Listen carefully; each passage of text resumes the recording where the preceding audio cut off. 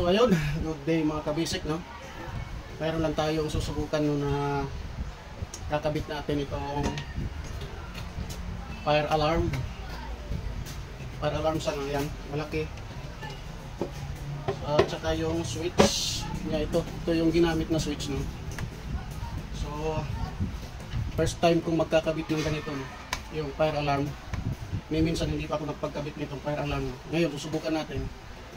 Ito yung switch na gagamitin, so hindi ko pa rin alam kung paano ito gawin. So subukan lang natin, baka ano, magawa natin, no? Kasi marami tayong kakabit. Ayan, bali 10 piraso. 10 piraso yung switch. Ayan, pakarami niya, no? So ito, gumawa na ako ng para sa pag-demo natin, no? Para matesting natin kung maging okay yung ating pag wiring, no? Yun, kakabit na natin ito kasi first time ko magkakabit nito, no? Kaya kailangan ko munang i-testing o subukan dito na may wiring ko to na maging successful, no? So ayun, subukan natin buksan muna ito, no, mga kabisik. Lapit tayo ng konti.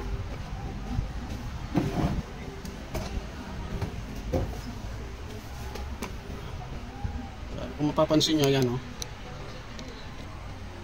break the glass. So ibig sabihin, kapag binasag ito, tutunog na yung fire alarm, no? So ngayon, buksan muna natin ito. Nakita natin.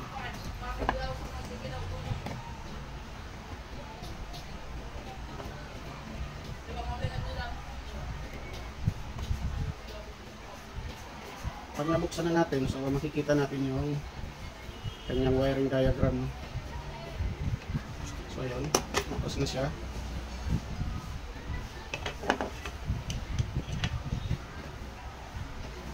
So base sa aking nakikita, yung pinaka cut off switch na nandito, ayan.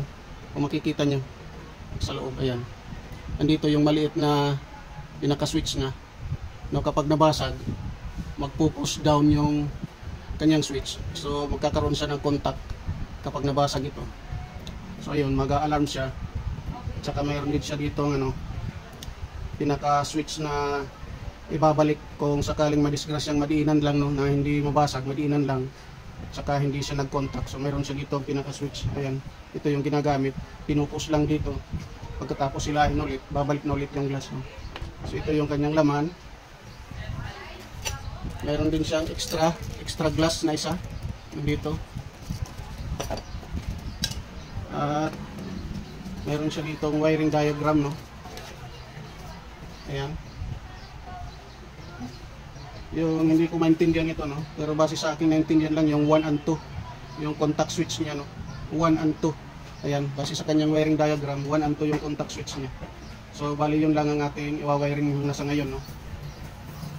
So ayan. So subukan natin mag-wiring.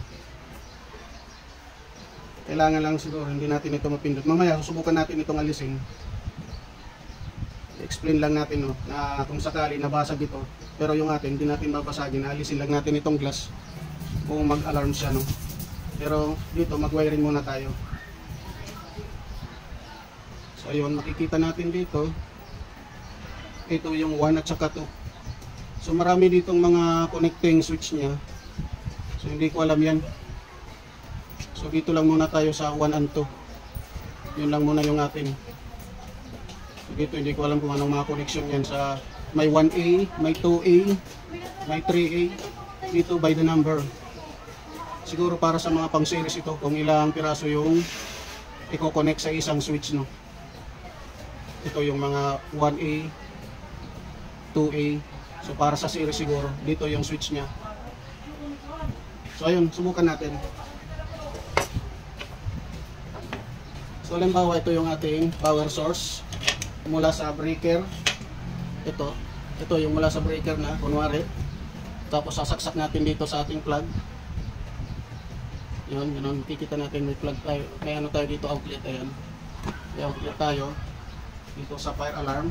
O connect muna natin yung wiring diagram, ano.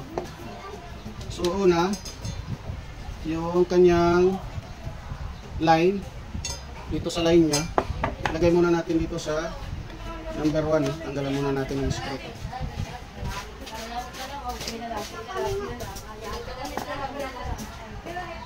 Ang maliit lang yung ano. Maliit lang. So, subukan muna natin. Testing lang naman ito, no? Kung magawa natin. Pag nagawa natin, so continuous tayo. Kakabit natin ito lahat.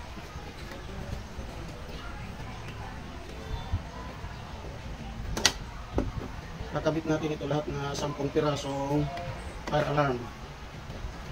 So for now, for testing lang muna. Okay mo lang ano. Kasi ako first time ko rin ito, no. Hindi ko rin alam pagkabit nito. So ayun. Nakabit natin.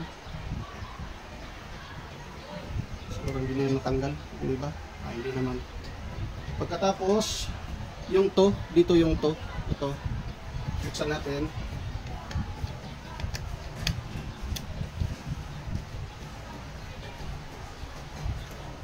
Lagyan natin ng wire. Ayan, kung makikita nyo ito, galing sa alarm bell, no? Ayan, galing sa bell niya. Ito yung line 2. Dito sa line 2 diretso sa bell. Yun yung line 2. Yan, diretso na sa bell.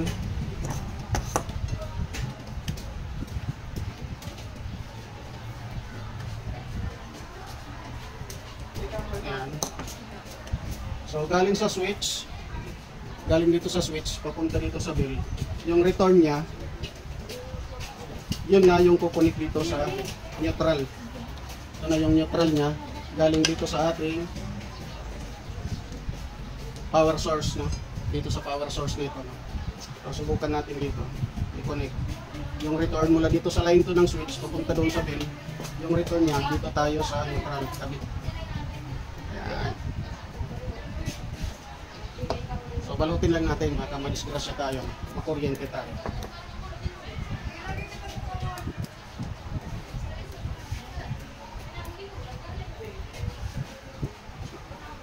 So ayun, andito na tayo, halimbawa andito na, no? Nakabit na natin. So paliwanag ulit, yung line 1 mula dito sa power source natin, papunta dito sa line 1 ng switch. At yung line 2, diretso dito sa bell, itong alarm bell, no? At saka yung return niya galing sa alarm bell, dito nasa neutral ng ating power source. So yun, balik muna natin dito sa takip.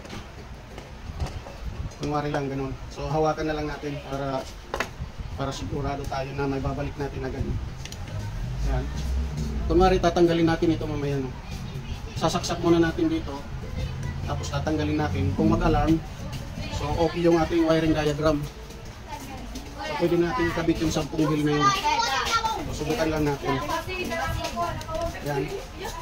Naka-switch off siya.